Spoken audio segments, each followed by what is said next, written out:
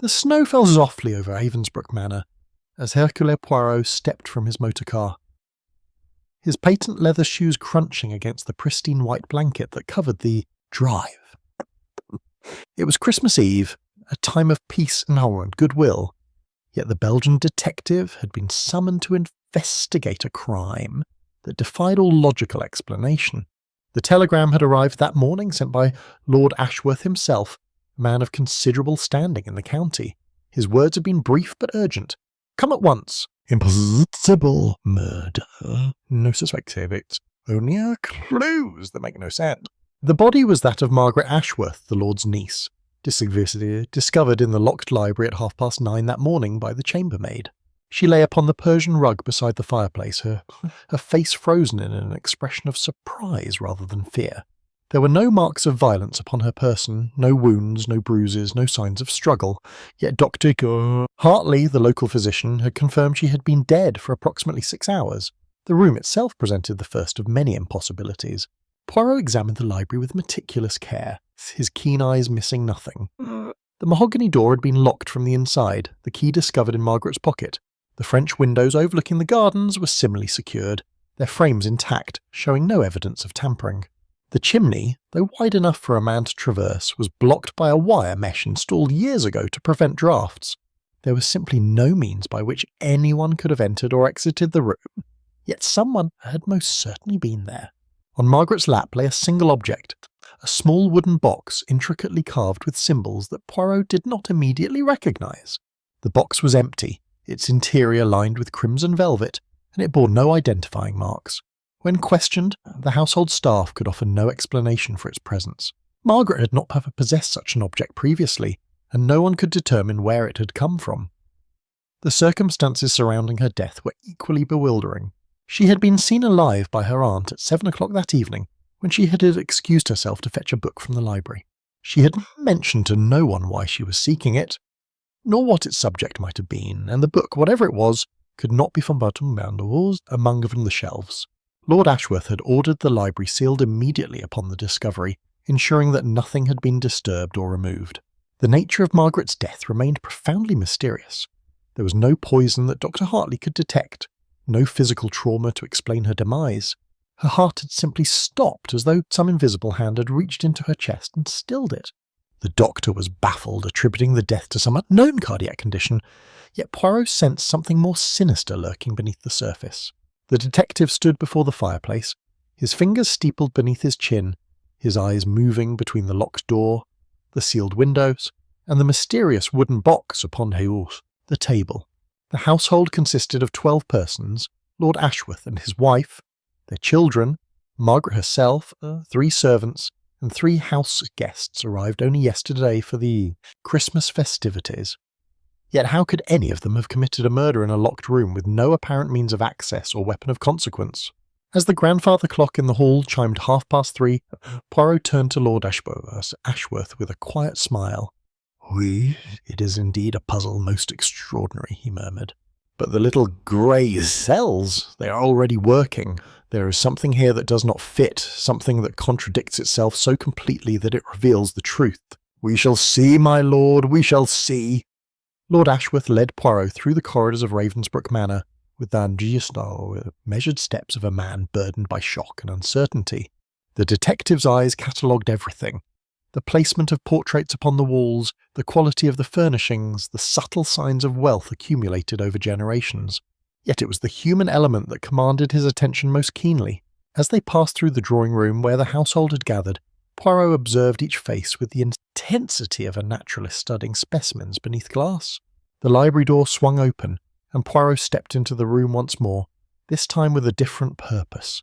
He dismissed Lord Ashworth with a polite gesture, and began his examination anew, moving with deliberate slowness. The wooden box remained upon the table, exactly as it had been discovered. Poirot lifted it with surprising gentleness, turning it over in his hands, studying the carved symbols with concentrated attention. They were not random decorations, he realised, but rather a sequence, a pattern that suggested knowledge and intentionality. He set the box down and moved to Margaret's chair, the one in which she had been found. The cushion bore the faint impression of her body, and beside it lay a single thread of burgundy fabric. the same shade as her dress, yet somehow different in texture. Poirot placed the thread in a small envelope he produced from his waistcoat pocket, his movements precise and methodical. Most men would have overlooked such a detail entirely. Lord Ashworth and Dr. Hartley had certainly done so. The bookshelves demanded his investigation next. Poirot ran his finger along the spines, noting titles and authors, observing which volumes showed signs of frequent use and which remained untouched by human hands. There was a gap between two books, spaced precisely the width of a moderately sized volume. The dust pattern suggested that something had occupied that space recently, perhaps within the last few days. The missing book, Poirot surmised, was the very one Margaret had sought. It was as he stepped toward the fireplace that Poirot noticed the second anomaly. The ash within the hearth showed recent disturbance, though no fire had been lit since the previous evening, as according to the records of the household at Piedcords. Among the grey cinders, his sharp eyes detected something unusual, a fragment of paper, burnt but not entirely consumed. Using the fireplace poker, he carefully extracted the charred piece and examined it. Though the text was largely illegible, he could make out two words with certainty: December and Christmas. The document had been deliberately destroyed, yet someone had been careless in their haste. A knock on the door interrupted his inspection. Lady Ashworth entered, her face drawn with the strain of the day's events. Poirot observed her carefully as she explained her position in the household, and her relationship with her deceased niece. Her words were measured and appropriate, yet something in her demeanour betrayed inconsistency. When Poirot mentioned that he had been admiring the library's collection, her eyes flickered toward the gap in the shelves for the briefest moment, a reaction so swift that an ordinary observer would have missed it entirely. Madame was acquainted with her niece's literary interests? Poirot inquired casually. Not particularly, Lady Ashworth replied, her voice steady. Margaret kept her own counsel regarding such matters, yet Poirot had observed Lady Ashworth's hand tremble ever so slightly as she spoke. There was fear there, and something deeper, a knowledge she was struggling to conceal. As she departed the library, Poirot returned to his examination of the burnt paper fragment, his mind already weaving threads of connection that others could not yet perceive. The mystery was beginning to reveal its scaffolding, though the complete picture remained tantalizingly obscured. Poirot convened his interviews in the drawing-room, summoning each member of the household individually. The process was methodical and unhurried, for he understood that time itself was an instrument of revelation. People became careless when they grew comfortable, and comfort bred confession. The first to be questioned was Edward Ashworth, the Lord's son, a man of 30 years with the bearing of someone accustomed to privilege. His account of the evening was straightforward. He had dined at 8 o'clock, retired to his room by 10, and had remained there until morning. Yet when Poirot inquired whether he had heard any unusual sounds from the library, Edward's composure faltered momentarily. "The walls are thick," he said, recovering quickly. "One hears very little from that wing." A reasonable answer, except that Poirot had observed Edward set his room to be on the eastern side of the manor, quite distant from the library. Why would he expect to hear sounds from a room so far removed unless he had reason to anticipate something occurring there? The house guest missed. Yeah, Vernon arrived next, a banker from London with sharp eyes and sharper manners. He claimed to have spent the evening in the billiards room with Lord Ashworth, engaged in a game that had lasted until nearly midnight. Yet Lord Ashworth, when questioned subsequently, had mentioned that Vernon had excused himself for approximately 20 minutes around 9 o'clock, claiming a need for fresh air. When confronted with this discrepancy, Vernon's jaw tightened. "I'd forgotten the interruption," he said, though his tone suggested he had done no such thing. "I took a brief constitutional around the gardens, and the evening was mild for December." The chambermaid, Rose, presented yet another variation. She had discovered Margaret's body at 9:30, having been sent by Lady Ashworth to retrieve a needlework pattern. Yet her hands trembled violently as she recounted the moment, and more significantly, her eyes darted repeatedly toward the window, not in fear but in calculation, as though measuring distances. When Poirot asked her directly about her relationship with Margaret, Rose's response was evasive. She was kind enough, the girl murmured, but there was bitterness beneath the words. The most curious testimony came from Thomas, the groundskeeper, a taciturn man in his 60s who had served the Ashworth family for decades.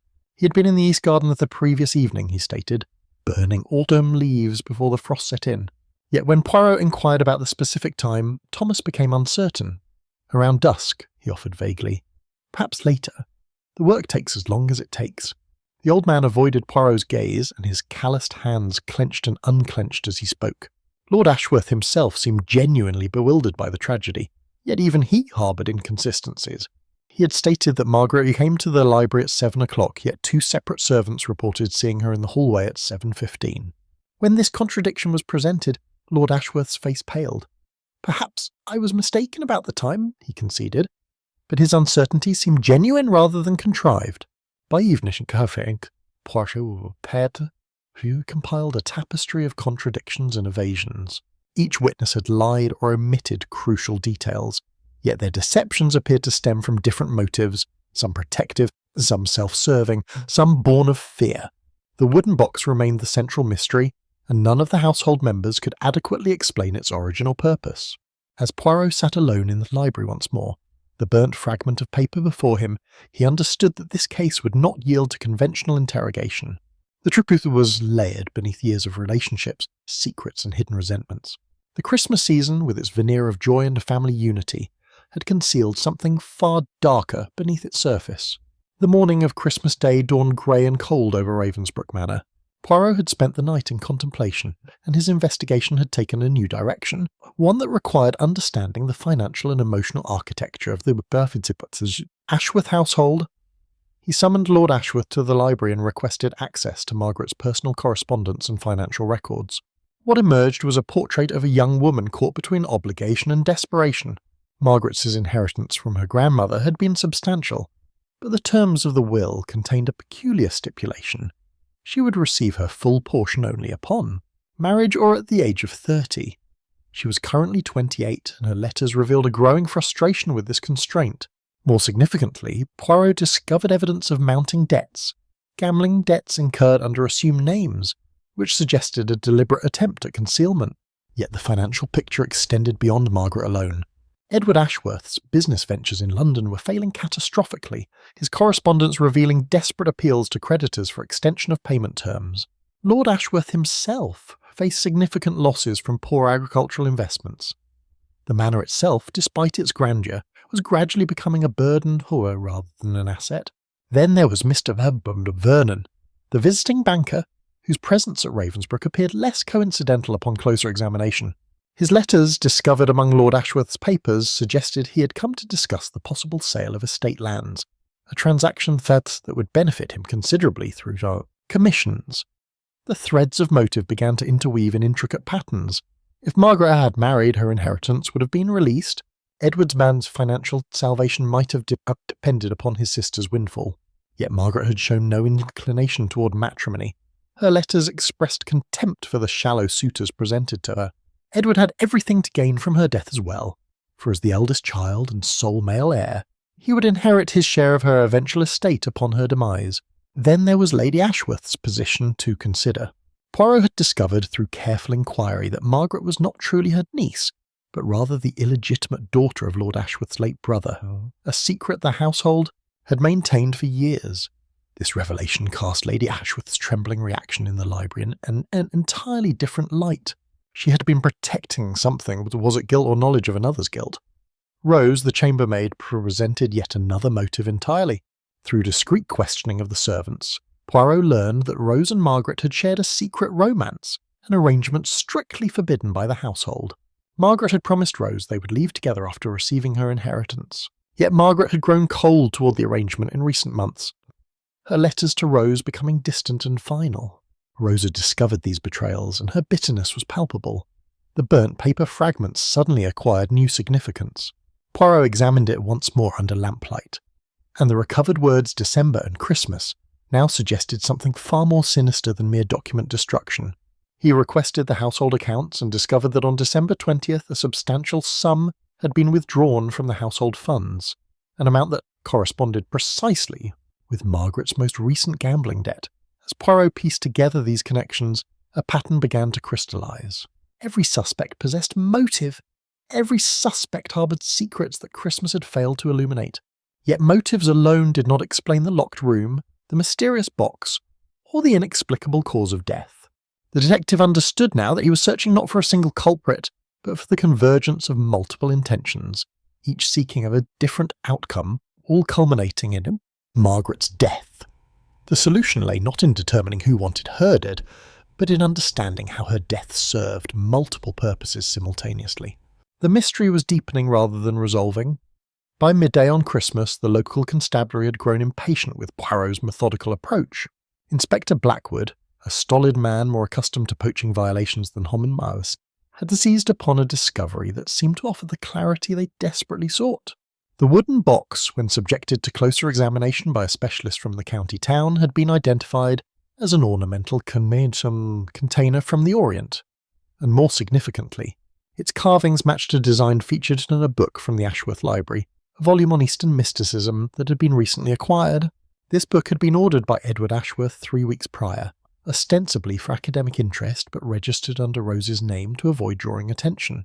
The inspector declared triumphantly that Edward must have given the box to Margaret as a gift, perhaps as part of an elaborate scheme to poison her using some exotic toxin from the Orient. The theory was presented with such confidence that Lord Ashworth seemed almost relieved to have explanation, however incomplete. Yet Poirot remained unmoved by his apparent breakthrough.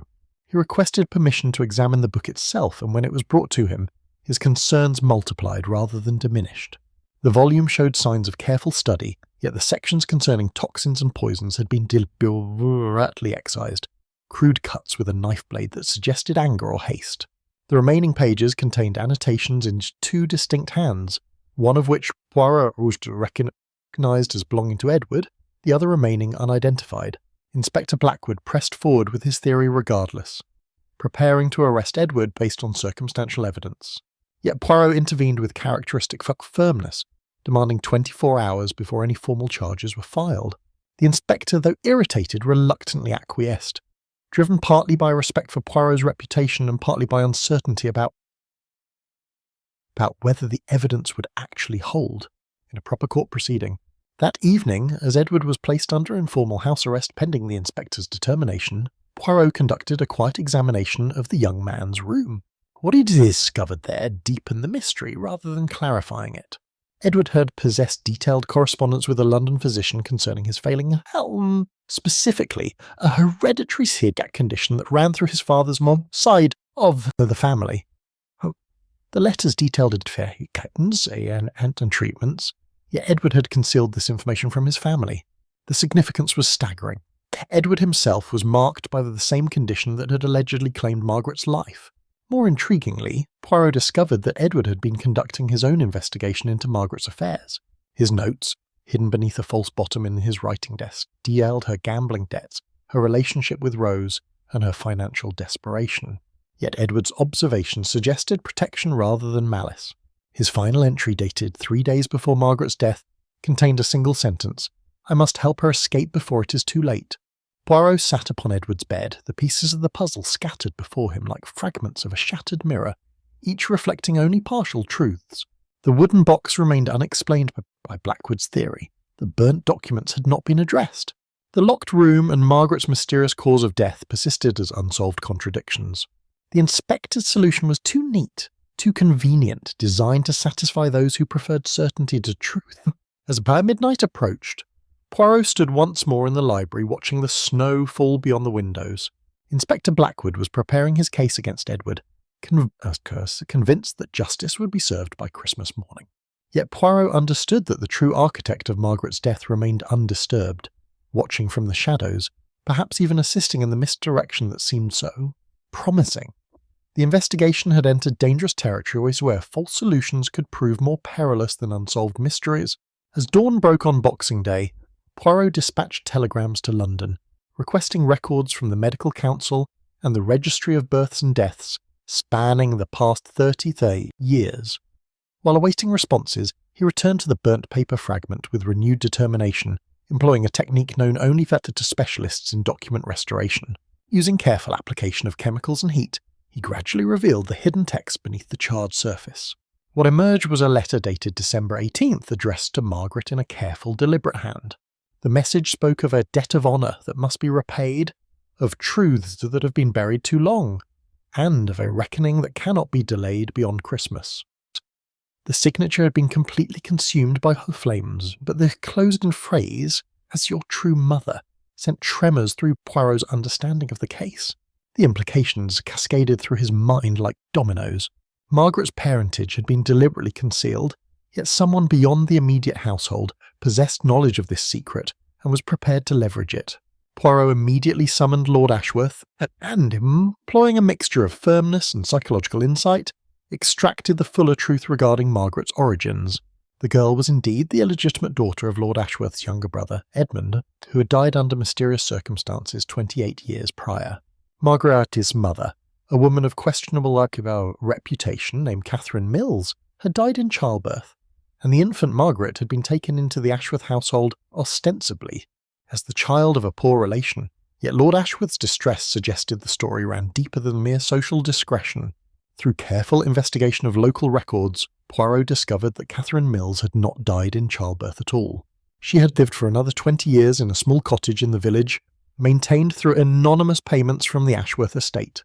She had died just 6 months prior, and her death certificate bore Hartley's signature. The doctor, when confronted, admitted with obvious discomfort that he had falsified the original death record at Lord Ashworth's request, a deception he had carried like a guilty secret for nearly 3 decades, yet the revelation extended further still. Catherine Mills had a sister, a woman named Helena Mills, who had disappeared from the village 15 years prior after a violent disagreement with Lord Ashworth. Local gossip suggested she had demanded money to maintain silence regarding the circumstances of Margaret's true parentage. She had vanished without trace, presumed dead or removed to another county by those wishing her gone. Poirot's investigation revealed that Helena Mills had indeed left England, emigrating to America under an assumed name. She had returned to England just 6 weeks prior, her return timed to coincide with the news of her sister Catherine's death. More significantly, she had been observed in the village during the week preceding Margaret's demise, asking pointed questions about her niece and the Ashworth family's current circumstances. The pieces suddenly aligned with terrifying clarity. Thomas the groundskeeper had been seen speaking with an unfamiliar woman in the village the day before the murder, a woman matching Helena's description. When Poirot confronted him, the old man's resistance crumbled. He had been approached by a woman claiming to be investigating the Ashworth family. He had provided her with information, far more than he should have, regarding the household routines and the location of the library keys. Poirot understood now that Margaret's death was not merely a crime of passion or financial desperation. It was a crime rooted in decades of deception, secrets, and suppressed identities. Helena Mills had returned seeking revenge not against Margaret specifically, but against the entire Ashworth family for the wrong she believed they had done her sister and nephew. Margaret had been not the true target, but a catalyst. Someone whose death would trigger a chain reaction of confessions and revelations that would expose the family's carefully constructed lies. Poirot announced his intention to conduct a reconstruction of the crime, inviting all members of the household to participate. Inspector Blackwood, still confident in Edward's guilt, protested vehemently, yet the Belgian detective's authority and reputation proved sufficient to override the inspector's objections. The exercise, Poirot explained, would serve to verify the alibis and clarify the timeline with absolute precision. The reconstruction was scheduled for late afternoon, allowing sufficient daylight while maintaining the atmospheric conditions of the original evening. Each participant was assigned to their reported position at the time of Margaret's death. Edward was placed in his room, Vernon in the billiards area, Rose in the servants' quarters, and Thomas outside in the gardens. Lord Ashworth and Lady Ashworth were positioned in the drawing room where they had allegedly spent the evening together. Yet Poirot introduced an unconventional element into the proceedings. He had obtained a substance from the pharmacist in the village, a harmless powder that would remain invisible to the naked eye but would leave a distinctive residue on the hands of anyone handling it. He had dusted this powder liberally onto the wooden box, ensuring its distribution across every surface. As each suspect was guided through their movements, Poirot observed their hands with meticulous attention, noting who touched what and when. The results were illuminating. Edward, confined to his room as instructed, never approached the box and therefore bore no trace of the powder. Vernon, who claimed to have remained in the billiards room, displayed a faint residue on his left hand, suggesting contact with the box at some point during the proceedings. Europe, summoned to retrieve needlework from the drawing room, showed no powder on her hands whatsoever.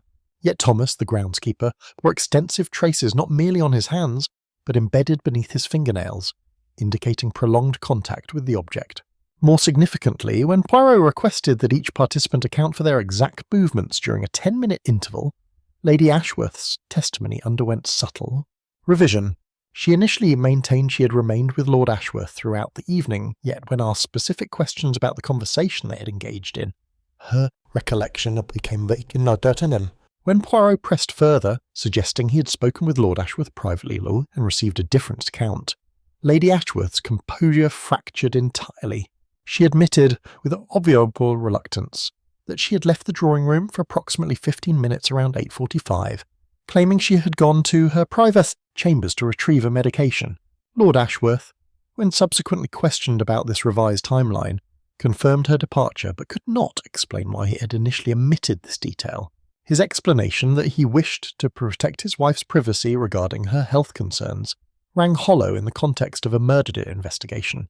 The psychological impact of these inconsistencies proved more potent than any direct accusation. As the reconstruction continued, Poirot introduced additional tests of memory and perception, asking each participant to recall minute details of the evening that only genuine witnesses could accurately describe. Vernon's account wavered when asked about the specific bureaus in the billiards room. Rose's recollection of the needlework pattern became confused and contradictory. Thomas produced an elaborate description of the garden work that contained meteorological impossibilities. He described conditions that could not have existed on the evening in question. Through these psychological probes, Poirot had identified the genuine weak points in each suspect's deception. The powder on their hands revealed their movements, but their verbal inconsistencies revealed their guilty knowledge. Someone among them possessed information about the crime that extended beyond mere presence or motive. Someone had actively participated in the concealment of truth, whether as perpetrator or accomplice. The unconventional reconstruction had transformed accusation into confession, fear into revelation. That night, as Poirot prepared to consolidate his findings and present his conclusions to Inspector Blackwood, the library was discovered ransacked. The wooden box had vanished along with the burnt paper fragment that Poirot had so carefully preserved. The leather journal containing his detailed notes and observations had been removed from his locked suitcase, leaving behind no sign of forced entry. The violation was both methodical and calculated, suggesting someone possessed intimate knowledge of Poirot's investigative methods and his room's location within the manor. Inspector Blackwood arrived at dawn, his face flushed with indignation at this fresh development. He immediately demanded that Poirot be confined to quarters pending investigation into whether the Belgian detective himself had orchestrated the theft to cover his own incompetence. Yet Poirot remained composed, understanding that this destruction of evidence signified something far more significant than mere obstruction of justice. It represented desperation, the action of someone who recognized that Poirot's conclusions, though not yet fully articulated, posed an existential threat. The theft itself provided crucial information. Access to Poirot's room required either a key or knowledge of which window latch had been left deliberately unsecured. Poirot had observed early in his investigation that the manor's security was maintained through familiarity rather than vigilance. More importantly, the thief would have required knowledge of precisely which items were critical to the investigation and where they had been positioned. This was not the work of a desperate amateur, but of someone who had been monitoring Poirot's progress throughout the preceding days. Poirot requested an immediate assembly of the household and made a calculated announcement. He stated that despite the loss of evidence, he had committed all essential information to memory and had transmitted preliminary conclusions to Scotland Yard via telegraph the previous evening. This was a deliberate fabrication, yet it served its intended psychological purpose. The assembled faces betrayed varying degrees of relief and renewed anxiety. Edward Ashworth's expression shifted from resignation to cautious hope. Lady Ashworth's hand trembled visibly. Vernon's jaw tightened with calculation. Yet Thomas the groundskeeper displayed something different. A profound and palpable fear, as though an executioner's noose had suddenly tightened around his neck. More revealing still was the reaction from Rose, the chambermaid. She had begun to weep quietly, her shoulders shaking with evident distress. When Poirot quietly approached her and spoke in gentle tones, she suddenly collapsed into the confession. She had not stolen the box or documents, she insisted, but she knew who had. She had observed someone leaving the manor late the previous evening, so moving through the gardens with deliberate purpose toward the village. The figure had been too distant for her to identify with certainty, yet the gait bearing had seemed familiar. suggesting it was someone she knew well enough to recognise even in darkness. Inspector Blackwood demanded that Rose identify the suspect immediately, but Poirot intervened, requesting instead that she describe the precise direction and timeline of the figure's movement. Her account revealed that the person had departed not toward the May road leading to the village, but toward the eastern boundary of the estate, where a secondary entrance provided access to the wooded areas beyond. This path, Poirot realised, would lead directly to the cottage where Catherine Mills had lived, the cottage now occupied by her remaining relatives, should any exist in the area. Poirot excused himself and made discreet inquiries through the local constabulary. The cottage had been reopened 3 weeks prior, he discovered, and a woman matching Helena Mills' description had been observed there intermittently. More significantly, the constable reported that Helena Mills had been arrested in the village just hours before, caught attempting to board a train with falsified papers and substantiated some of the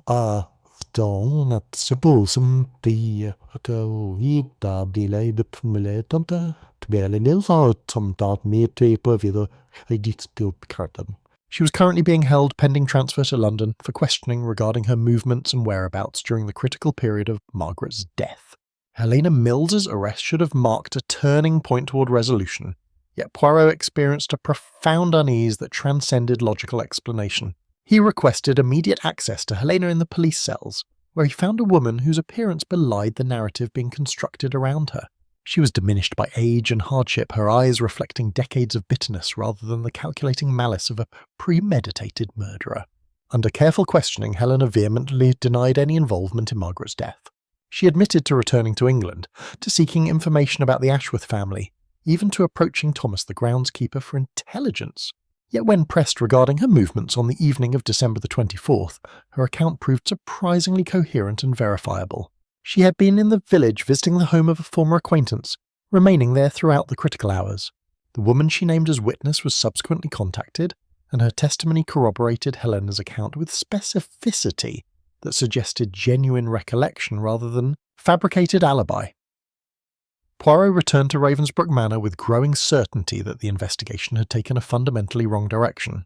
Helena Mills, despite her suspicious return and her knowledge of family secrets, was not Margaret's killer. She was instead a convenient scapegoat, someone whose appearance and circumstances had been deliberately arranged to draw suspicion away from the actual perpetrator. The theft of evidence, the timing of Helena's arrest, the convenient narrative all suggested orchestration by someone with intimate knowledge of the investigation and access to the household. That evening, as Poirot dined alone in his room, a messenger arrived with urgent news. Lord Ashworth had suffered a severe apoplectic episode and lay unconscious in his chambers, attended by Dr. Hartley. The physician feared for his life, suggesting a recurrence of the cardiac condition that had allegedly plagued his family line for generations. The timing was extraordinarily convenient. Lord Ashworth had been present during Poirot's reconstruction, had displayed visible anxiety during the investigation, and now, removed himself from further interrogation through incapacity. Poirot proceeded immediately to Lord Ashworth's chambers and observed the scene with clinical detachment. The lord lay unconscious, his breathing laboured, his complexion ashen. Yet something in the arrangement of his body and the careful positioning of his hands suggested deliberate staging rather than genuine medical emergency. When Poirot inquired whether Dr. Hartley had actually examined Lord Ashworth or merely observed him from a distance, the physician's hesitation betrayed the truth. He had been summoned by Lady Ashworth, who had discovered her husband in this condition. He had not conducted a comprehensive examination, but had relied upon her initial report. Poirot's demand for immediate medical verification proved prescient. The testing of Lord Ashworth's urine and blood revealed no evidence of cardiac involvement whatsoever. What emerged instead was the presence of a powerful sedative, one that could induce an unconsciousness while simulating the appearance of severe illness. Someone had deliberately poisoned Lord Ashworth, not fatally, but sufficiently to remove him from the investigation's immediate focus, and to create chaos that would distract from the true investigation's progress. Yet more alarming was the discovery that Edward Ashworth had disappeared from the manor sometime between 9 and 10 o'clock that evening. His room was empty, his wardrobe partially ransacked, and his window left open to suggest hasty departure. Inspector Blackwood immediately issued an arrest warrant for Edward's apprehension, assuming the young man had fled upon recognising his culpability in his father's poisoning. Yet Poirot understood with chilling certainty that Edward had not fled as perpetrator but as victim, spirited away by forces that extended far beyond the simple murder of Margaret Ashworth. The investigation had transformed into something far more sinister and complex than any initial assessment had suggested. As Inspector Blackwood mobilised search parties and issued alerts to rail stations and ports, Poirot withdrew into solitary contemplation within the library. He arranged upon the table before him every fragment of evidence that remained: the charred remains of the burnt letter, the thread of burgundy fabric, the notes from his reconstruction, and most significantly, the detailed observations he had committed to memory regarding each suspect's behaviour and inconsistencies.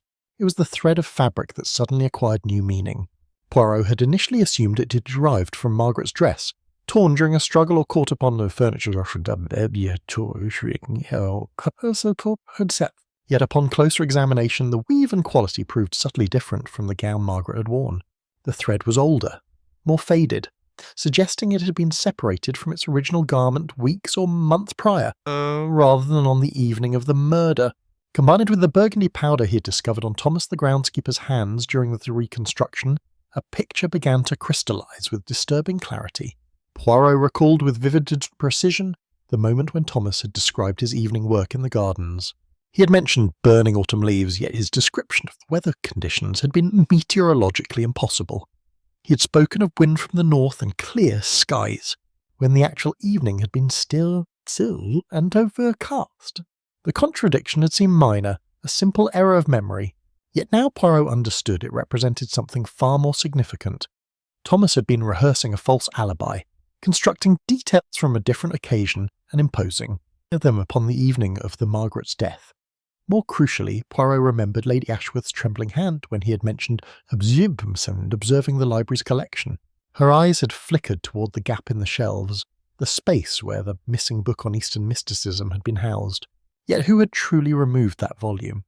The evidence suggested Edward had ordered it, but subsequent investigation revealed that Edward's handwriting on the order form differed substantially from his natural penmanship. The signature had been laboriously constructed, the letters hesitant and uncertain, suggesting forgery rather than authentic documentation. Poirot suddenly rose from his chair, his mind assembling the disparate elements into coherent sequence. The wooden box had been created by someone with knowledge of Oriental craftsmanship. The burnt letter had been composed by someone claiming to be Margaret's true mother.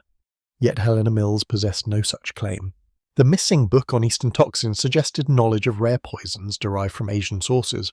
These elements pointed toward a single individual who possessed both the knowledge and the opportunity to orchestrate a crime of remarkable complexity. He summoned Lady Ashworth to the library and observed her carefully as she entered. Her nervousness was palpable, her hands clasping and unclasping repeatedly. Poirot began with a seemingly innocuous question about her family history, asking whether she had ever travelled to the Orient.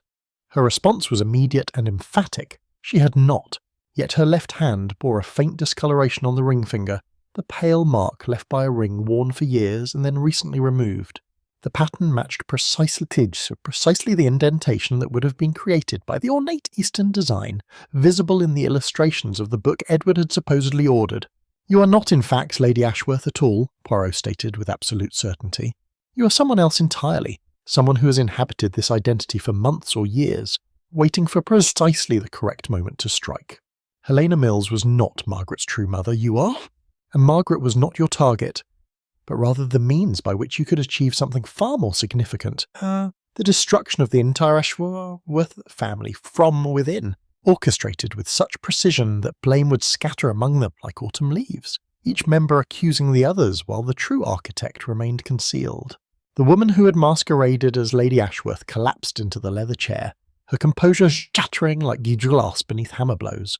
Her name, she revealed through trembling confession, was Catherine Mills, not the long-dead mother of Margaret, but rather Helena's daughter, born after Catherine Mills Sr. had supposedly perished in childbirth. She had been raised in America by her mother Helena, educated in schools that specialised in languages and cultural studies, and trained with meticulous precision for a single purpose: infiltration and vengeance against the Ashworth family. The true horror of her motivations emerged gradually, each revelation more devastating than the last. Catherine Mills had not simply returned to England to exact revenge for her grandmother's mistreatment. She had come bearing knowledge of a far greater crime, one that had been concealed beneath layers of deception and silence for nearly 3 decades. Edmund Ashworth, Margaret's biological father and Lord Ashworth's younger brother, had not died of natural causes as the family narrative proclaimed. He had been deliberately poisoned by the Lord Ashworth himself, driven to this act of fratricidal murder by financial desperation and a bitter resentment over Edmund's engagement to a woman of questionable social standing. Lord Ashworth, facing ruin through failed investments, had calculated that Edmund's death would allow him to claim his brother's substantial personal fortune accumulated through legitimate business ventures that Lord Ashworth himself lacked the acumen to pursue. The murder had been perpetrated using a rare Eastern poison, a substance that mimicked the appearance of natural cardiac failure, undetectable by the forensic methods available at the time. Catherine Mills had discovered documentary evidence of this crime, letters exchanged between Lord Ashworth and a disreputable chemist, confession drafts written in Lord Ashworth's hand and subsequently destroyed, and a testimony from a deathbed witness whose account had been systematically suppressed through payment and intimidation. Yet Catherine's vendetta extended beyond simple exposure of historical crime. She had discovered that Margaret possessed a latent knowledge of her father's true Whodunit, not through direct revelation, but through fragments of conversation overheard between her grandmother Catherine Sr. and other family members. Margaret had begun researching the circumstances of Edmund's death, accumulating evidence in a private journal that she had hidden within the very book on Eastern mysticism that Catherine had manipulated into the library. The journal contained observations about Lord Ashworth's behaviour patterns, notations about his deteriorating health that matched perfectly the symptoms of chronic poison, exposure and increasingly desperate attempts to contact investigators and solicitors who might examine the historical record.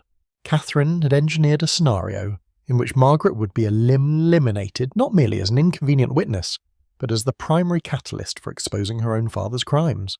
By orchestrating Margaret's death using the identical poison that had killed Edmund, a substance derived from Eastern sources and requiring extensive knowledge to administer, Catherine had intended to provoke a chain reaction of suspicion, accusation and revelation that would destroy the Ashworth family's carefully constructed facade.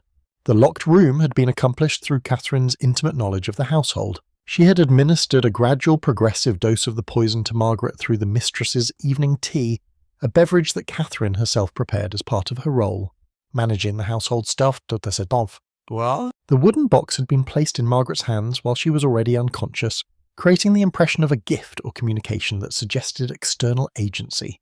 The burnt letter had been composed by Catherine herself, deliberately obscuring the handwriting to suggest Helena's involvement while leaving sufficient detail to implicate Lord Ashworth's historical crimes. Edward Ashworth, Poirot stated quietly, has been removed not because he is guilty, but because he possesses documentation that would prove his uncle's innocence of Margaret's murder, while simultaneously exposing Lord Ashworth's culpability in Edmund's death. Where have you taken air, said Esson, and what is your intention regarding his fate? Catherine's silence answered with devastating eloquence. Poirot rose slowly from his chair, his movements deliberate and measured. He walked to the fireplace and stood before the dying embers, his hands clasped behind his back in a posture of contemplative authority. Catherine Mills watched him with the intensity of a predator assessing an opponent, her initial confession giving way to a hardened resolve that suggested she had anticipated this moment and prepared accordingly.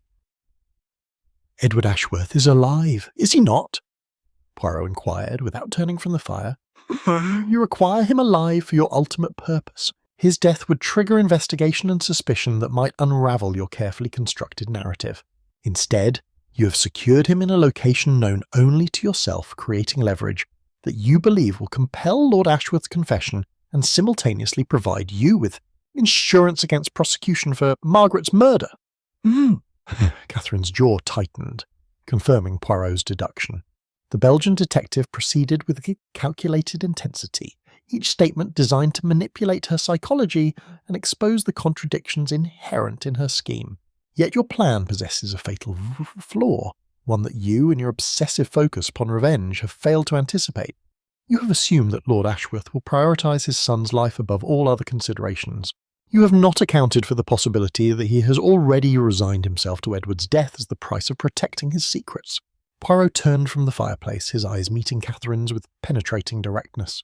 "Moreover, you have overlooked the singular fact that Edward Ashworth, despite his financial desperation and his family's moral compromises, is fundamentally decent. He would not permit his life to be purchased through his uncle's destruction. He would choose death over complicity in such an exchange." "You cannot know that," Catherine spat, her composure finally fracturing. "You cannot understand what it means to grow up with the knowledge that your family was destroyed by men who valued money above human life. Your grandfather murdered in cold blood. Your grandmother driven to poverty and despair. Your mother born into shame and concealment, all to protect the reputation of men who deserve nothing but obliteration." "I understand perfectly," Poirot replied, with unexpected gentleness. "Which is precisely why I have taken the liberty of contacting the appropriate authorities regarding Edward Ashworth's location. Your accomplice, Thomas the groundskeeper, has proven far more amenable to cooperation than you anticipated. He revealed the cottage where Edward is being held, motivated by the recognition that you never intended to compensate him for his assistance, and that your ambitions encompassed his elimination as a final witness to your crimes." Catherine's face went white. She rose from her chair with violent abruptness, her hand moving toward a letter opener upon the desk, a gesture so transparent that Poirot simply stepped aside, allowing Inspector Blackwood and 2 constables to enter from the adjoining study where they had been positioned to observe the entire exchange. Catherine's attempted aggression was forestalled before it could progress beyond intention, her wrists seized and secured with professional efficiency. Yet even as she was being restrained, Catherine's defiance persisted. "I would do it again," she hissed at Lord Ashworth, who had emerged from his chambers to witness her apprehension. "I would kill 1,000 Margarets to expose what you are. Edmund deserved justice, my grandmother deserved vindication, and you deserve to hang for your crimes." Lord Ashworth's face displayed the devastated recognition of a man whose deepest secrets had been excavated and exposed to public examination. He stood silently as Catherine was removed, his composure finally surrendering to the weight of accumulated guilt and loss. Inspector Blackwood, humbled by the complexity of the case and Poirot's investigative prowess, extended formal acknowledgement of the detective's superior methodology and insight. Edward Ashworth was discovered unharmed within the hour, traumatized but physically intact. The evidence Catherine had accumulated regarding Edmund's murder was secured and would form the basis for posthumous investigation into Lord Ashworth's historical crimes. As Christmas Day drew toward its close, Ravensbrook Manor stood transformed, no longer a place of festive deception, but rather a venue of truth, devastating and absolute. As the evening progressed and Catherine Mills was transported to the county jail to await trial, Poirot received an unexpected summons from Dr. Hartley. The physician requested a private meeting in his surgery within the village, his tone suggesting urgency that transcended the mundane. Poirot, sensing that the investigation's conclusion remained incomplete, complied with characteristic promptness. The surgery was dimly lit when Poirot arrived, illuminated only by a single lamp upon Dr. Hartley's desk. The physician appeared haggard, his usual professional composure eroded by evident internal conflict. He produced a leather-bound journal from a locked drawer and placed it before Poirot with trembling hands. "I have carried this burden for 28 years, Doctor." Hartley appeared again, his voice barely above a whisper. "Catherine Mills did not act alone in Margaret's death. I provided her with the poison, the specific formulation that would produce cardiac failure indistinguishable from natural causes. I taught her its administration, its dosage, the precise timing required for efficacy. I am, quite literally, an accessory to murder." Poirot's expression remained composed, though his mind rapidly recalculated the entire investigative framework. "Your motivation?" he inquired, though he suspected he already understood. Hartley's confession emerged in halting segments, each revelation more damning than the last. 28 years prior, when Edmund Ashworth had been poisoned, Hartley had been Lord Ashworth's personal physician. He had observed the circumstances of Edmund's death with clinical precision and had recognised the unmistakable signature of deliberate poisoning. Yet he had falsified the death certificate, recording cardiac failure as the cause, motivated by a combination of financial incentive and personal coercion. Lord Ashworth had threatened to have an exposure of an indiscretion in Dr. Pitt. Hartley's past an affair so with the patient's wife that had resulted in illegitimate offspring, thereby ensuring his detail and complicity. When Catherine Mills had reappeared in the village and begun her investigations, she had discovered this historical connection through examination of medical records. She had approached Hartley with knowledge of his complicity and had leveraged it to secure his assistance in Margaret's poisoning. She had offered him something he desperately desired, the opportunity for redemption through participation in exposure of Lord Ashworth's true crimes. Dr. Hartley had rationalised his involvement as a form of delayed justice, a mechanism by which he could finally atone for his historical betrayal of the Hippocratic Oath. "Yet you have experienced a crisis of conscience," Poirot observed, his tone neither judgmental nor sympathetic. "Margaret was innocent," Hartley replied, his hands covering his face. "Yes, she possessed no knowledge of her father's true fate. She was merely collateral damage in Catherine's vendetta. I told myself that exposing Lord Ashworth's crimes justified her death, but I was deceiving myself.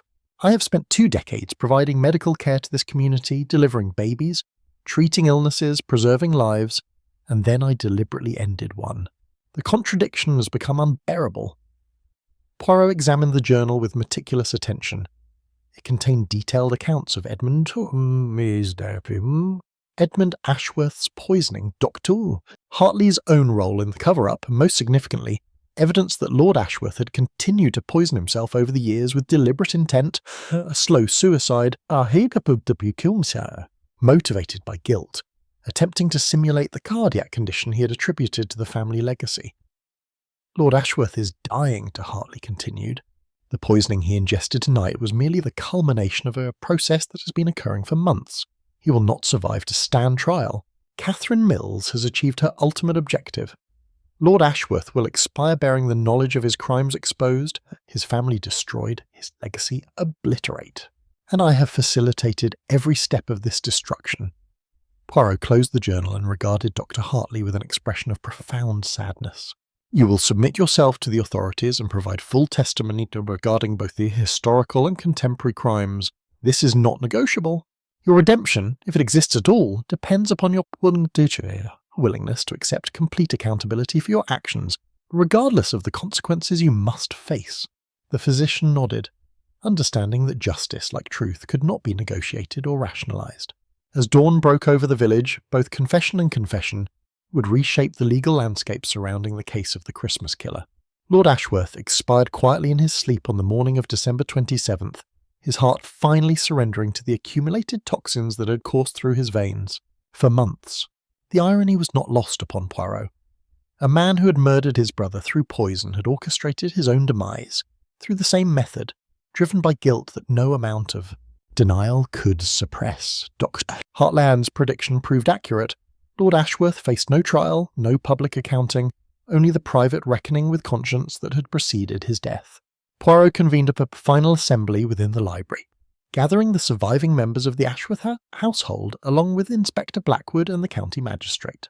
He proceeded with methodical precision to reconstruct the entire sequence of events, demonstrating how seemingly random details had coalesced into an inevitable pattern of revelation. The case presented itself as impossibly complex, Poirot began, his voice carrying the measured cadence of conclusive exposition. A locked room, a victim with no apparent enemies, a death without discernible cause. Yet the complexity was intentional, manufactured by 2 individuals whose motivations, though arising from different sources, converged toward a common objective: the destruction of Lord Ashworth through exposure of his historical crime. He indicated Catherine Mills, who sat beneath guard with an expression of defiant resignation. Catherine Mills, who possessed knowledge of her grandfather Edmund's murder, transmitted to her through her mother Helena, who had devoted her life to seeking vengeance against those she believed responsible for her family's destruction. Catherine's return to England represented not spontaneous impulse but carefully orchestrated plan, executed with precision acquired through years of preparation. She created a false identity, embedded herself within the household as Lady Ashworth, and methodically positioned the pieces required for Margaret's elimination. Poirot moved to the fireplace where the burnt paper fragment remained preserved beneath glass. The letter Margaret distributed, purportedly from her true mother, was composed by Catherine herself, designed to create confusion regarding Margaret's parentage while simultaneously referencing the historical truth about Edmund's death. Margaret, innocent but dangerously informed, thus became the folk-fierce vehicle through which generations of concealed crime would finally surface. He turned his attention toward Edward Ashworth, who sat with hollow eyes, reflecting the trauma of captivity and the shock of familial betrayal. Edward attempted to protect his sister, recognising that her investigation into family history posed danger not merely to herself but to the household's collective reputation. His ordering of the Eastern mysticism text was genuine, motivated by academic curiosity, yet Catherine manipulated this innocent action into evidence suggesting premeditation and guilt. The powder I employed during the reconstruction revealed that multiple individuals had handled the wooden box, yet only Thomas, the groundskeeper, possessed the necessary access and knowledge to facilitate Catherine's movements within the manor. Inspector Blackwood interjected with a question regarding Dr. Hartley's culpability. Poirot's response was measured and philosophical. The physician represents a different category of guilt, one born not of malice but of moral compromise sustained over decades. He falsified Edmund's death certificate 28 years prior, an act that enabled Lord Ashworth's original crime to escape justice. When Catherine threatened exposure of his own historical indiscretion, Dr. Hartley perceived an opportunity for belated redemption through participation in her scheme, yet his participation transformed him from passive accomplice to active murderer. The poison he provided, the instruction he imparted, these constitute direct agency in Margaret's death. The magistrate requested clarification regarding charges and jurisdiction. Poirot outlined the legal framework with precision. Catherine Mills would face trial for murder, conspiracy, and fraud. Hartley would face charges for accessory to murder and falsification of official documents. Thomas the groundskeeper, whose involvement had been peripheral and motivated primarily by financial desperation rather than malicious intent, would likely receive reduced sentences in exchange for testimony. The posthumous examination of Lord Ashworth's remains would confirm the presence of accumulated toxins, though whether his death constituted suicide or homicide would remain definitively ambiguous. As the assembly dispersed and the machinery of justice commenced its inevitable progression, Poirot stood alone in the library where Margaret's body had been discovered merely 3 days prior. The Christmas season, meant to celebrate redemption and renewal, had instead witnessed the exposure of crimes spanning generations. Truth, he reflected, possessed no regard for festive sentiment or human preference for comforting fiction. Justice, when finally served, often tasted fatches and regret, the vindication or peace. As Poirot prepared to depart Ravensbrook Manor on the morning of December the 29th, a messenger arrived bearing a sealed envelope addressed in handwriting he did not immediately recognise. The letter had been posted from London 3 days prior, before Catherine Mills's arrest, before Dr. Hartley's confession, before Lord Ashworth's death. The timing alone suggested premeditation of a nature that transcended the immediate investigation. The contents proved equally enigmatic. The letter contained neither confession nor threat, but rather a series of cryptic observations written in elegant script. The box contains not poison, but memory. The thread you discovered belongs to no one present at Ravensbrook. The book Edmund truly valued was never about Eastern toxins, but rather Eastern philosophy. You have called the crime detective Poirot, but you have not solved the question it was designed to pose. The signature was unsigned, yet the penmanship bore unmistakable similarities to Edmund Ashworth's own handwriting, samples of which Poirot had examined during his investigation. This was impossible, as Edmund had been dead for nearly 3 decades. Yet the letter suggested otherwise, implying that someone possessed intimate knowledge of Edmund's intellectual interests and philosophical preoccupations. Poirot immediately contacted the authorities in London and requested investigation into whether Edmund Ashworth might have survived beyond the official records of his death. The inquiry yielded unexpected results. A man matching Edmund's description had emigrated to the continent in 1897, establishing himself in Switzerland under an assumed name. He had lived a quiet, scholarly existence devoted to Eastern philosophy and comparative religion. He had died in 1923 and had left behind a substantial collection of manuscripts detailing his observations regarding the nature of justice, redemption, and the cyclical patterns by which historical crimes eventually surface. The implications were staggering. Had Edmund Ashworth faked his own death to escape his brother's murderous intent?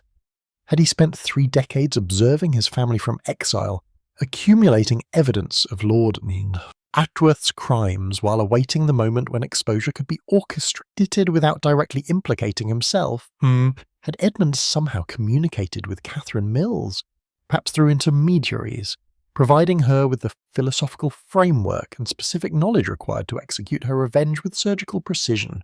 The wooden box, upon further examination by specialists, revealed itself to contain not poisonous substances, but rather fragments of correspondence, letters exchanged between Edmund and his mother in the years following his supposed death. These communications detailed his escape, his exile, and most crucially, his discovery that Lord Ashworth had begun poisoning himself as penance, creating the illusion of the hereditary cardiac condition that Edmund had perpetuated as cover for his survival. The thread of burgundy fabric proved to originate from a dress belonging to Edmund's fiancée, the woman whose engagement had precipitated Lord Ashworth's murderous jealousy. She had worn that dress the evening Edmund had supposedly died, and the thread had been preserved by Edmund as a memento of the life he had sacrificed. Catherine Mills had discovered this thread among Edmund's possessions after his death in Switzerland and had deliberately placed it at the crime scene, creating a connection that only Poirot would eventually comprehend. The missing book on Eastern mysticism was indeed about poison, but also about the philosophical implications of deliberately chosen death, the acceptance of inevitable consequence, and the recognition that justice sometimes required patience spanning generations. Edmund had annotated this very volume extensively, his marginalia addressing the moral complexities of vengeance and redemption. As Poirot's motorcar departed Ravensbrook Manor, he found himself contemplating the possibility that Edmund Ashworth, the supposed victim, had orchestrated the entire sequence of events from beyond death itself. The crime he had solved was not merely Margaret's murder, but rather Edmund's delayed justice, executed through a niece who had never known her grandfather yet had been shaped by his legacy and guided by his philosophical principles. The little grey cells remained engaged, wrestling with questions that transcended the conventional boundaries of solved cases. In the distance, the snow began to fall once more, obscuring the landscape in white silence. Poirot understood that some mysteries, once illuminated, only deepened in their complexity, inviting endless reinterpretation and philosophical reconsideration.